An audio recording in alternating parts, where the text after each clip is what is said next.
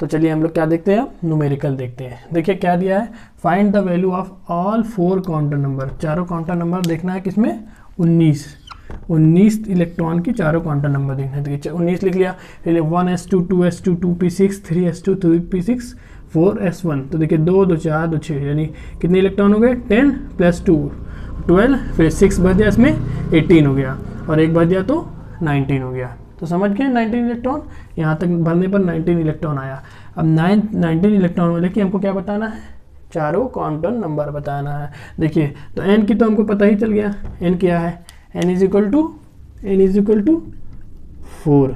तो पहली counter number यानी प्रिंसिपल काउंटर नंबर हमको पता चल गई। अब क्या करना है, एजीमुथल काउंटर नंबर यानी l की वैल्यू। l की वैल्यू कैसे हमने बताया था, आप लोग को ध्यान है, l की वैल्यू क्या बताया था, l की वैल्यू 0 1 2 3। 0 किसके लिए होती है, s के लिए, फिर 1 किसके लिए होती है, p के लिए, फिर इसके लिए d, इसके लिए f। तो देखिए अब क्या पता चला, मैंने l की वैल्यू बताना है। तो देखिए जो हमारा यहाँ पर कौन सा है, s ऑर्बिटल के लिए हमको क्या बताना है, एजीमुथल क्वांटम नंबर। तो देखिए s ऑर्बिटल में हमारा कौन सा होता है, s ऑर्बिटल में हमारा क्या आएगा, इसमें देखिए s ऑर्बिटल है, s ऑर्बिटल में l की वैल्यू क्या आएगी, 0। तो l की वैल्यू 0, समझ गए, l की वैल्यू 0, बहुत ही इंपॉर्टेंट है। देखिए 1 निकली 2 निकली, यानी एजीमुथल भी निकल आई, प्रिंसिपल भी निकल आई। अब निकालते हैं क्या, मैग्नेटिक निकालते हैं। तो मैग्नेटिक देखिए क्या कैसे पता करेंगे, मैग्नेटिक वैल्यू क्या होती है, अगर हमारी L 0 है तो मैग्नेटिक यानी M भी 0 होगी। अभी मैंने चार्ट बनाया आप लोग के लिए, तो ये 0 है तो ये 0 होगी, ठीक है। तो कैसे पता चला, आप लोग को मैंने अभी बताया है। तो देखिए अब स्पिन कैसे पता करेंगे, S की वैल्यू, देखिए यहाँ पर कितने इलेक्ट्रॉन है, 1 इलेक्ट्रॉन है, तो जाहिर सी 1 इलेक्ट्रॉन है तो जाहिर सी बात है कौन से क्लॉकवाइज रहेगा, तो यानी +½ ठीक है। तो कैसे पता चला, ऐसे पता चला, चारों क्वांटम नंबर हम लोग को पता चल गया, ठीक है। स्क्रीनशॉट ले लीजिए। फिर आइए नेक्स्ट क्वेश्चन करते हैं हम लोग। तो बहुत ही आसान क्वेश्चन आता है, ज़्यादा टफ नहीं रहता है, कोई टफ क्वेश्चन नहीं है ये, बहुत ही आसान क्वेश्चन आता है, बस आप लोग को पता होना चाहिए, ठीक है। तो चलिए अब हम लोग क्या पढ़ते हैं, नेक्स्ट क्वेश्चन पढ़ते हैं। तो देखिए दूसरा क्वेश्चन बहुत ही मज़ेदार क्वेश्चन है। क्या कह रहा है, how many electrons in an atoms में है फॉलोइंग काउंटर नंबर। अगर ये काउंटर नंबर है इसकी, तो इसमें इलेक्ट्रॉन्स की संख्या है, बताइए इलेक्ट्रॉन्स कितने इलेक्ट्रॉन इसमें मैक्सिमम इलेक्ट्रॉन होंगे। तो मैंने अभी निकालना दिखाया था आप लोग को, कैसे उसकी टेबल बनाया, लेकिन यहाँ न्यूमेरिकल टाइप में कैसे पूछ रहा है वो आप लोग को बताते हैं। देखिए पहले क्या कह रहा है, n = 4, तो यानी 4 यानी 4s 4p 4d 4f। मैंने चारों 4 काउंटर नंबर यानी 4 प्रिंसिपल काउंटर नंबर लिख लिया। अब क्या कह रहा है, अगर ms = ½ है तो उसमें कितने मैक्सिमम इलेक्ट्रॉन होंगे, पहले इसका हम लोग ऑर्बिटल बना लेते हैं, ठीक है। देखिए कैसे क्वेश्चन अप्रोच कैसे करते हैं, देखिए क्वेश्चन कैसे करते हैं, अगर आप लोग सीख जाएंगे तो बस सब कुछ सीख जाएंगे, ठीक है। 1 2 3 4 5 6 1 2 3 4 5 6 7 होता है ना, ठीक है।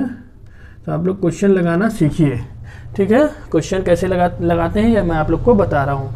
देखिए क्या कह रहा है, n = 4 और m की वैल्यू अगर ½ रहेगी तो उसमें हमारे कितने इलेक्ट्रॉन रहेंगे। तो देखिए हाफ कब होती है, हाफ इलेक्ट्रॉन कब होता है, देखिए हाफ कब होगा, जब एंटी क्लॉकवाइज रहेगा, ठीक है। जब एंटी क्लॉकवाइज रहेगा तभी s की वैल्यू क्या रहेगी, ½ रहेगी। तो यानी सब में एंटी क्लॉकवाइज भर दीजिए, सब में एंटी क्लॉकवाइज भर दीजिए, फिर उसको इलेक्ट्रॉन को जोड़ दीजिए कितने होंगे, ठीक है। सब में हमने एंटी क्लॉकवाइज भर दिया। अब यहाँ कितने हैं, 7 है, यहाँ कितने हैं, 5 है, यहाँ कितने हैं, 3, यहाँ कितने हैं, 1। तो इन लोग को सबको काउंट कर दिए, मैक्सिमम कितने इलेक्ट्रॉन होंगे आप लोग को, हम लोग को पता चल जाएगा। देखिए सबको काउंट कर देंगे तो 3 1 4 हो गया, 4 5 9 9 और 7 16। तो मैक्सिमम इलेक्ट्रॉन यहाँ कितने निकले हमारे, 16। तो पहले का आंसर क्या आया, पहले का आंसर आया हमारा 16 इलेक्ट्रॉन। देखिए कैसे हम लोग को पता चला मैक्सिमम इलेक्ट्रॉन यहाँ पर कितने होंगे। अब देखिए यहाँ पर कोई भी तरीके से क्वेश्चन दे सकता है, m = ½ तो थोड़ा सा इसने ट्रिक करा और वैसे हम लोग को क्वेश्चन पूछा। तो चलिए अब दूसरा क्वेश्चन करते हैं, क्या है दूसरा क्वेश्चन इसने पूछा है, n = 3, n = 3, तो l की वैल्यू क्या दिया है, 0, l की वैल्यू 0, यानी n 3 है तो मैंने यहाँ 3 लिख लिया, 3, ठीक है। यहाँ पर मैंने देखिए यहाँ ऊपर करते हैं, यहाँ पर हमने 3 लिख दिया। अब l = 0, यहाँ 0 देखिए किस में होता है, s में होता है, जीरो किस में होता है, एस में। तो एस में मैक्सिमम कितने इलेक्ट्रॉन रह सकते हैं, देखिए कितना आसान है। एस में मैक्सिमम कितने इलेक्ट्रॉन रह सकते हैं, एस में मैक्सिमम 2 इलेक्ट्रॉन रह सकते हैं। तो इसका आंसर 2 आ गया। समझ में आया कैसे आया। तो चलिए अब तीसरा करते हैं। इसको एक बार और समझ लीजिए। एन की वैल्यू 3, तो मैंने पहले 3 लिख दिया। फिर एल की वैल्यू कितनी, 0। 0 किसके लिए होती है, एल की वैल्यू एस के लिए होती है, तो एस यहाँ पर लिख दिया। अब एस में मैक्सिमम कितने इलेक्ट्रॉन रहते हैं, 2 इलेक्ट्रॉन, तो इसका आंसर 2 आ गया।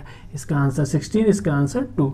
अब आइए हम नेक्स्ट क्वेश्चन करते हैं। एन इज इक्वल टू 4, फिर ऐसे वाला पूछा है, एन इज इक्वल टू 4 और अब की एम की वैल्यू दे दिया। ठीक है, अब की क्या दिया है, एम की वैल्यू दिया है।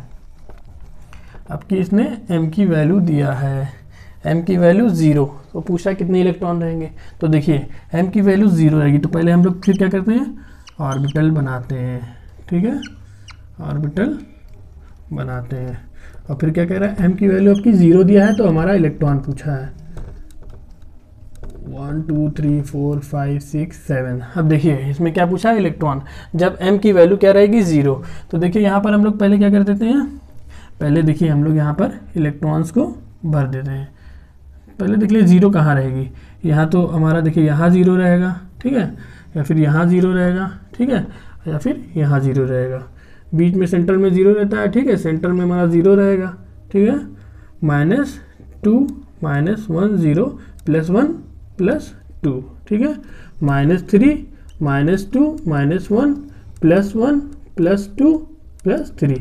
तो देखिए 0 वाले में पूछ रहा है, किस में पूछ रहा है, 0 वाले में पूछ रहा है। ये यहाँ पर इलेक्ट्रॉन कितना रहेगा। अगर m इज इक्वल टू क्या है, n इज इक्वल टू 4 है, n इज इक्वल टू 4 है, तो यहाँ पर इलेक्ट्रॉन कितना रहेगा। ठीक है, तो यहाँ पर इलेक्ट्रॉन कितने रहेंगे, 2 इलेक्ट्रॉन रहेंगे। तो इसका आंसर कितना हो गया, 8। कितने हो गए, 8 इलेक्ट्रॉन। अगर आप यहाँ पर इलेक्ट्रॉन ऐसे भर दीजिए 1 2 1 2 1 2 1 2 1 2 1 2, सब में ऐसे इलेक्ट्रॉन भरते चले जाइए। फिर आपको क्या पता चल जाएगा, इलेक्ट्रॉन की वैल्यू पता चल जाएगी, किसमें कितने इलेक्ट्रॉन हैं।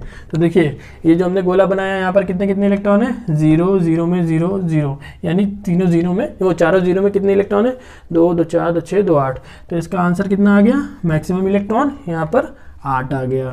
तो देखिए कितना आसान हमारा क्वेश्चन है, कितना आसान क्वेश्चन है, लेकिन आपको कैसे करना है ये पता होना चाहिए।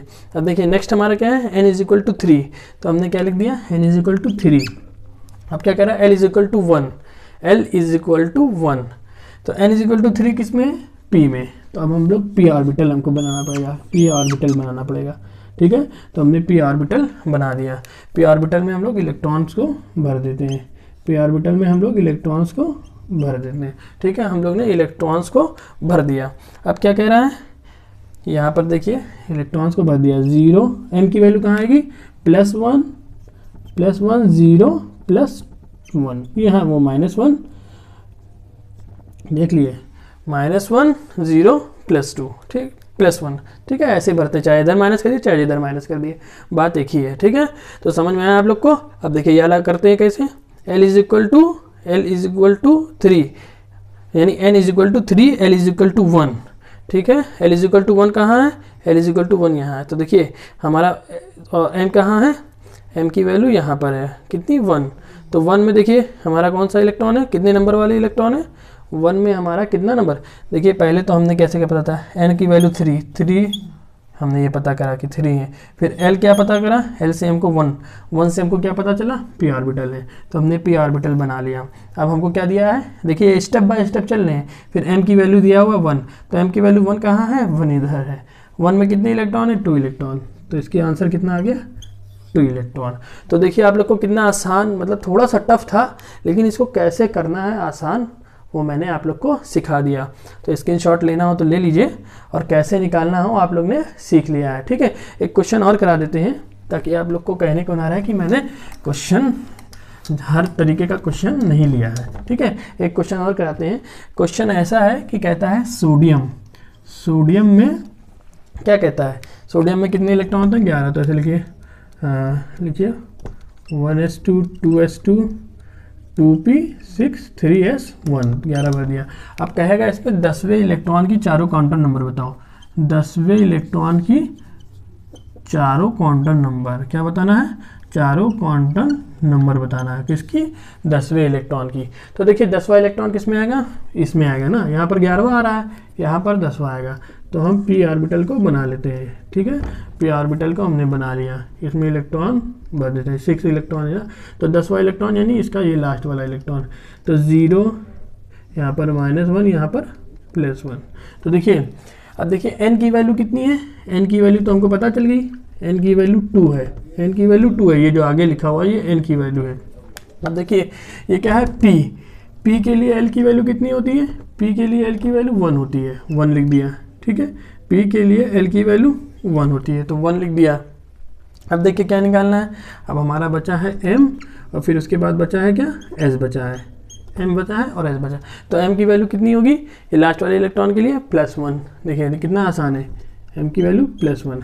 और देखिए s की वैल्यू कितनी होगी, s की वैल्यू लास्ट वाले 10वें इलेक्ट्रॉन के लिए पूछ रहा है, कौन सा, 10वां इलेक्ट्रॉन के लिए, 10वें इलेक्ट्रॉन के में m की वैल्यू क्या है, +1 है, और s की वैल्यू क्या है, जो हमारी एंटी क्लॉकवाइज है ना, एंटी क्लॉकवाइज में है, तो यहाँ पर क्या होगा, -12।